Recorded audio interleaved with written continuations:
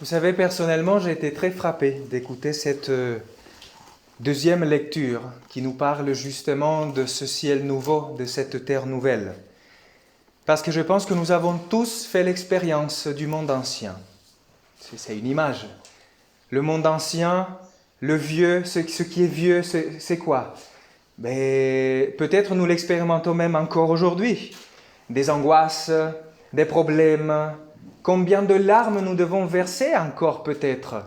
Combien de souffrances, parfois même le monde ancien représente en nous nos péchés, et on peut se voir faible et se dire « encore une fois ». Mais cela n'était déjà pas réglé dans ma vie. Eh bien non. Et encore une fois, tu expérimentes ta faiblesse. Le monde ancien.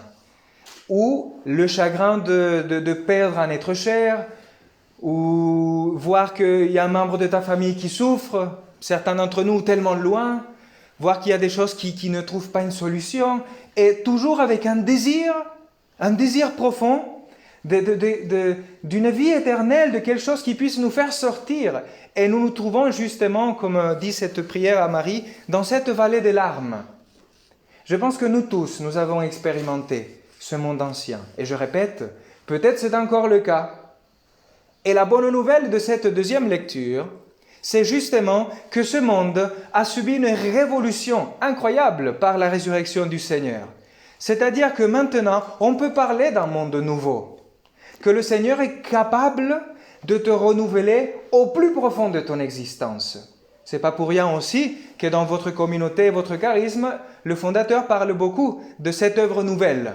Je trouve que la deuxième lecture parle d'une façon très profonde de cela. Et c'est quoi cette œuvre nouvelle? C'est quoi ce monde nouveau? Parce que, évidemment, comme me disait et me demandait une jeune, est-ce que cette lecture parle de la fin du monde? Et je disais oui. Après, un peu en réfléchissant, je dis oui, mais pas que. Parce que cette lecture parle aussi d'aujourd'hui. C'est-à-dire que le Seigneur est capable aujourd'hui de te renouveler, de te donner une nouvelle vie. Et pour pouvoir continuer. Et c'est ce qui se passe aujourd'hui. Et j'étais très touché de cette canonisation, de voir un peu la vie de ces saints, surtout celui qu'on connaît le plus, de Charles de Foucauld. Ça m'a beaucoup étonné parce que, en fait, cette deuxième lecture nous parle de la sainteté. Mais souvent, nous comprenons très mal la sainteté. Nous, les chrétiens, attention. Qu'est-ce qu'on pense de la sainteté quand on dit, combien de fois on dit à tort, il faut que je devienne saint, il faut que je sois plus saint. Oui, il y a une partie de vérité, mais nous risquons de la comprendre très mal. Et c'est là où on est bloqué. Je vous fais un exemple. Un jour, François d'Assise trouve un de ses frères, je ne me rappelle plus le nom, en train de regarder un ruisseau, tout triste, tout déprimé. Et François d'Assise arrive et lui dit « Mon frère, mais qu'est-ce que tu as ?» Et il dit « Ah, François, si notre âme pouvait être aussi claire que cette eau. » Alors François lui dit « Je comprends pourquoi tu es déprimé. Parce qu'en fait, tu n'as pas compris la sainteté. Parce que la sainteté n'est pas un perfectionnisme humain. C'est-à-dire que non, la sainteté c'est quoi? C'est que Dieu te prend comme tu es, avec ta vie, avec tes problèmes, avec tes manies, avec tes péchés aussi, pour les pardonner. Bienvenue. Alors aujourd'hui c'est très important de pouvoir faire cette expérience parce que vous savez, je pensais aussi à une chose. Souvent on pense que pour devenir saint, pour commencer une vie nouvelle, il faut d'abord régler quelques problèmes dans notre vie. Et on se dit, d'une façon un peu illusoire, le jour où...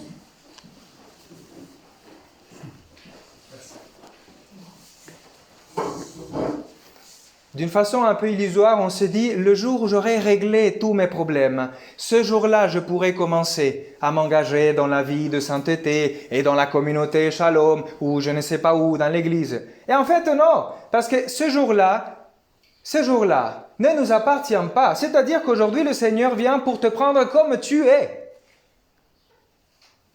Parce que j'étais très frappé de voir dans cette lecture que le Seigneur dira dans l'Apocalypse « Je fais toutes choses nouvelles ». Attention, il ne dit pas « Je fais des nouvelles choses ». Il dit « Je fais toutes choses nouvelles ». Qu'est-ce que ça veut dire? Il y a une subtilité énorme. C'est-à-dire que le Seigneur, pour te donner une nouvelle vie, il ne va pas annuler ton passé. Il ne va pas annuler la vie qu'il t'a déjà donnée. Il dit pas, le Seigneur, dans ce sens-là, il ne nous donnait pas une histoire nouvelle. Ton histoire est celle que tu as, avec tes chutes, avec tes relèvements. Cette histoire-là, que peut-être souvent te fait souffrir, c'est avec cette histoire que le Seigneur veut faire de toi un saint, une sainte. Parce que c'est pas qu'il fait une chose nouvelle, une histoire nouvelle, c'est que ton histoire, il la renouvelle. C'est totalement différent. C'est-à-dire que le Seigneur, il ne fait pas, il n'annule pas. Quand on dit tourne la page, oui, c'est vrai, il faut tourner la page, mais les pages, elles restent là. Parce que c'est les pages de ton histoire. Et c'est avec cette histoire-là que le Seigneur t'appellera la sainteté. C'est ce qu'on célèbre aussi de façon spéciale pour Jean-Marc. Mais tout ce qu'on peut dire de lui aujourd'hui, on peut le dire de nous tous, ces chrétiens. Que la sainteté n'est pas un perfectionnisme humain qui est à la fin un orgueil caché épouvantable. La sainteté, c'est quoi? C'est accepter que tu es pauvre, qu'il y a des choses dans ta vie qui ne sont pas encore résolues, que peut-être tu auras des défauts que tu porteras jusqu'à la tombe. Mais je t'annonce une chose. Peut-être, mettons, tu es colérique. Peut-être tu seras colérique pendant toute ta vie. Et tu pourras être quand même un saint. Pourquoi? Eh bien, décidément... Pourquoi?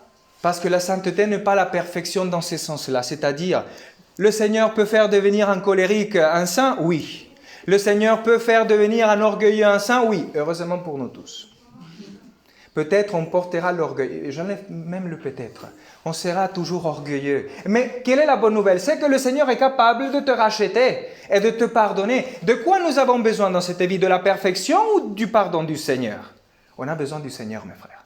On n'a pas besoin de la perfection dans ce sens-là.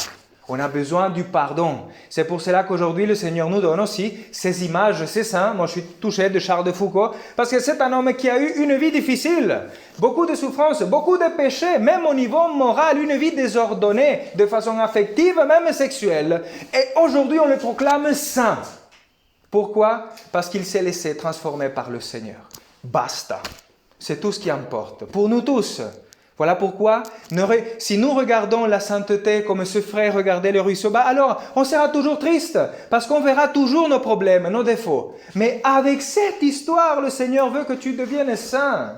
Il te dira, je ne sais pas comment, de beaucoup de choses, il te guérira. De beaucoup d'autres, pour ton bien, il te laissera. Il te laissera certains défauts.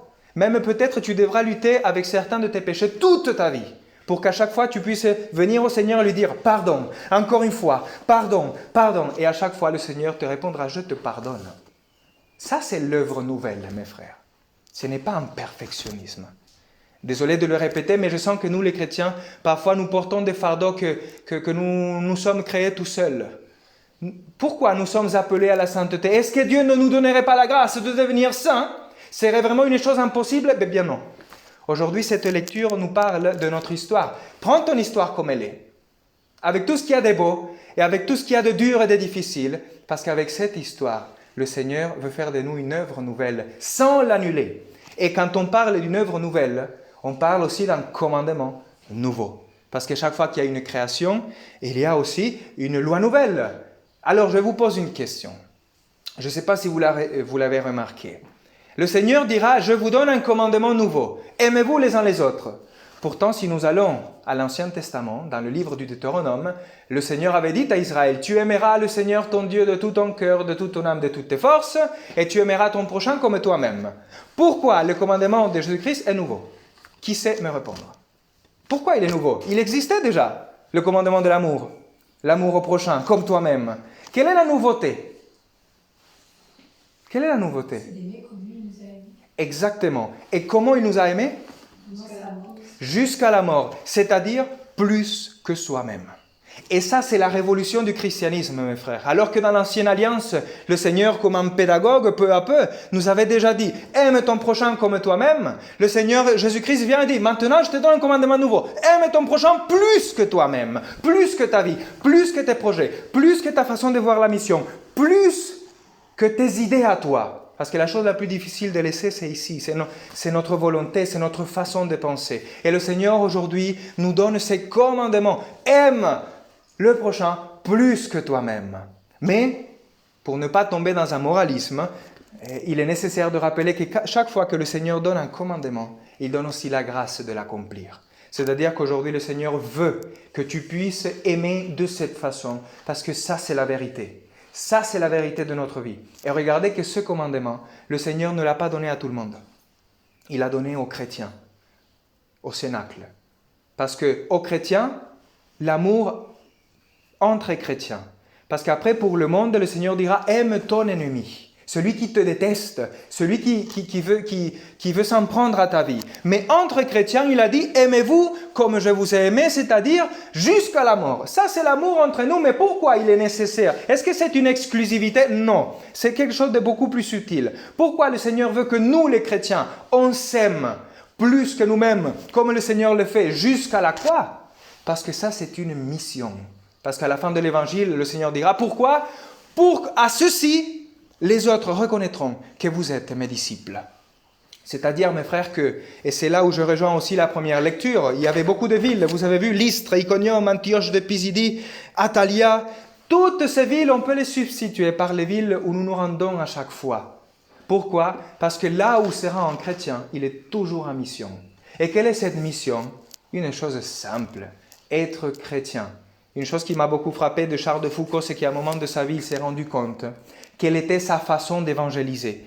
Il a dit, ce n'est pas les grands discours, ce n'est pas les grandes prédications. Il a dit, il faut que je devienne tellement chrétien, mais tellement moi-même, tellement chrétien, que le seul fait d'exister posera des questions à tout le monde et dira, mais qui est celui-là? Non pas lui, mais le fait d'être tellement nous-mêmes, donc chrétiens, fait que les autres ne peuvent pas être neutres. Quand on voit un chrétien, on est obligé à prendre place, à prendre une position et dire « Mais qui est celui-là? Pourquoi il est différent de moi? Pourtant, il a les mêmes faiblesses, peut-être même plus. Mais qu'est-ce qu'il a différent ?» Ça, c'est notre vocation, montrer dans notre vie, plus qu'avec des paroles, et que c'est possible d'être saint, c'est-à-dire d'être heureux. C'est un synonyme. C'est un synonyme. C'est pour cela que Tertullien, au début, dans l'Église primitive, il écrivait que quelle était l'exclamation la plus grande que les païens avaient quand ils voyaient les premières communautés chrétiennes? C'est cette phrase qui est devenue tellement connue dans l'Église. Les païens regardaient les chrétiens, l'esclave avec le maître, la belle-sœur avec la belle-fille, la belle-mère avec je ne sais pas quoi, le patron, le père. Des personnes qui avant peut-être se détestaient, ils étaient ensemble. Quelle était l'exclamation des païens? C'est « regardez comme ils s'aiment ». C'est-à-dire que le Seigneur avait compris que l'évangélisation pour nous, c'est manifester au monde le signe de l'amour. Mais qui n'est pas un amour humain, parce que l'amour humain, vous l'avez compris, nous l'avons compris dans notre vie, l'amour humain est limité, pauvre et nous déçoit beaucoup de fois. Mais l'amour humain transformé par l'amour divin, c'est une autre chose. C'est-à-dire qu'aujourd'hui, le Seigneur nous invite et nous appelle et nous donne la grâce de pouvoir nous aimer en vue d'une mission. Parce que beaucoup d'autres attendent de te voir. Et voir en toi Jésus-Christ, non pas parce que tu atteins la perfection, mais parce qu'il voit en toi un pauvre qui est en chemin de conversion, un chemin de discipulat. La sequela Christi, se mettre derrière les traces du Seigneur, avec tes faiblesses, avec tes manies, avec tes problèmes, avec tes défauts, et avec cette histoire merveilleuse que le Seigneur est en train de faire avec toi. C'est pour cela, mes frères, réjouissons-nous, et je vous le dis pour vous, je le dis pour moi. N'attendons pas que notre vie soit réglée pour nous mettre en chemin, parce qu'elle sera transformée par le Seigneur en chemin.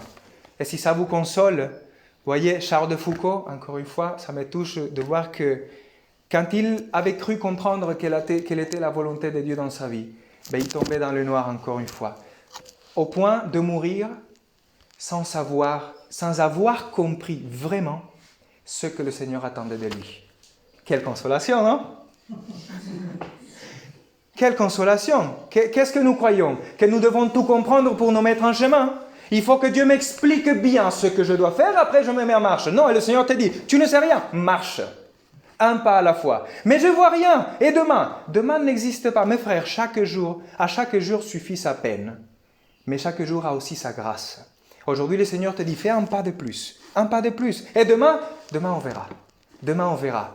Ne soyons pas orgueilleux de façon spirituelle à vouloir que le Seigneur nous explique tout. Il nous l'expliquera en chemin, peu à peu. Et dans la dernière minute, peut-être on sera perdu et le Seigneur nous dira, par là. et on se dit, ok, ben par là. Et comme ça, le Seigneur nous mènera. Peut-être nous finirons cette vie avec ce doute de dire, mais Seigneur, est-ce que je fais ta volonté ou pas? Mais avec une assurance énorme que le Seigneur ne nous abandonne jamais.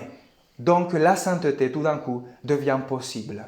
Parce que la sainteté, c'est regarder, comme disait Carlo Acutis, c'est lever le regard. Il suffit juste de changer la position des yeux. Regarder vers le Seigneur et dire, Seigneur, je suis pauvre, je ne peux pas tout seul. Mais toi, oui. Et je me mets en chemin. C'est l'unique chose, voilà le projet de vie pour toi, Jean-Marc, et pour nous tous. Se mettre à la suite de Jésus-Christ, humblement, en acceptant que chaque jour nous dira un pas de plus, jusqu'au jour où on pourra vraiment vivre cette plénitude, la vie éternelle. Parce qu'ici, nous aurons à vivre encore des chagrins. Nous aurons encore à verser des larmes, mes frères. Il ne faut pas rêver. C'est difficile, parfois c'est violent même. Et encore nous devrons avoir des deuils, encore on devra peut-être traverser des combats qui nous mènent dans la tristesse. Mais le Seigneur nous fait cette promesse que nous pouvons déjà vivre aujourd'hui comme un avant-goût et un jour au ciel, qu'en ce jour-là, toute larme sera essuyée. Les larmes que tu as versées, peut-être tout seul dans ta chambre que personne n'a vu, ces larmes, le Seigneur les a comptées une par une. Et aujourd'hui, il te dit, je suivrai toutes tes larmes. Il n'y aura plus ni cri ni douleur, parce que moi, je serai la lumière de mes enfants. Donc, courage, il y a beaucoup nous avons tout à gagner, mes frères. Et je le dis pour vous et pour moi, devenons saints. Non pas parfaits, vous avez compris. Parfaits comme le Seigneur, oui, mais non pas parfaits comme on l'entend. Devenons saints, c'est-à-dire des pauvres types que le Seigneur appelle à se mettre en chemin. Et en chemin, notre vie est transformée, non pas annulée, transformée, renouvelée. Que le Seigneur puisse faire cette œuvre nouvelle en nous, en vous comme communauté, en Jean-Marc aujourd'hui, et que nous puissions un jour nous retrouver au ciel pour fêter les noces de l'agneau. Amen.